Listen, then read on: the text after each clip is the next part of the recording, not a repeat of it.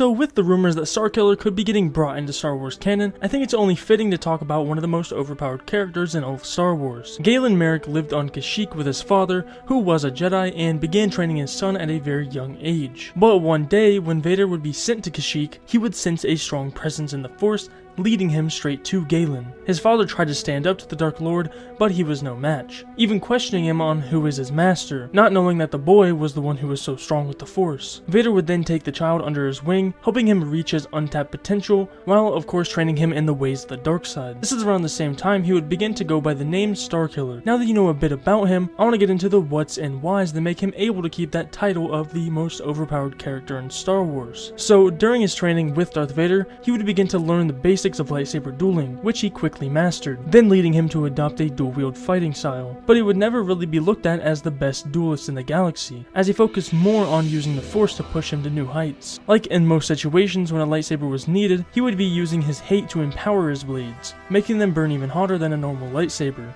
Or even a bit simpler, he would use the Force to enhance his physical strength and speed, which he would use time and time again in sparring sessions with Vader, quickly overwhelming him with his great speed. But this was of course just the tip of the iceberg when it comes to his pure power. Starkiller was known for using some of the most difficult and rare Force abilities, like easily mastering control over Force Lightning, which he would evolve into the ability that we've only seen him use, called Sith Seeker.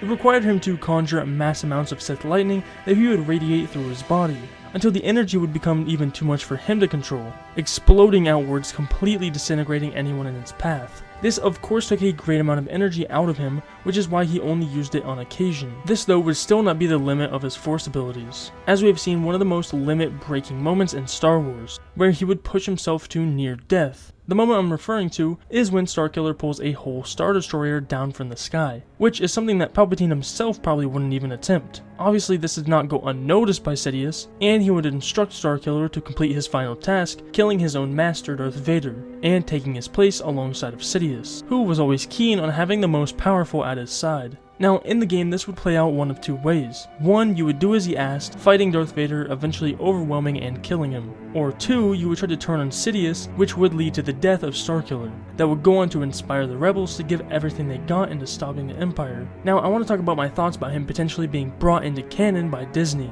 which can be a scary thought as he may get greatly nerfed and won't be as violent as we have seen in the games. Or maybe I'm wrong, which could still be just as bad. Because when you have a character so unmatched, then things can get a little bit cheap.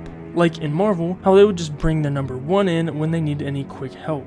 Or even like Superman for DC. Now of course it can be done well if the right people were calling the shots, and I think it would be really cool to see him pop up for maybe even just a minute, not only for fan service, but as a way to give hope that other great Legends characters and moments can be woven into Star Wars canon. But with that all being said, tell me what you think about Starkiller potentially being brought into Star Wars canon in the comments below.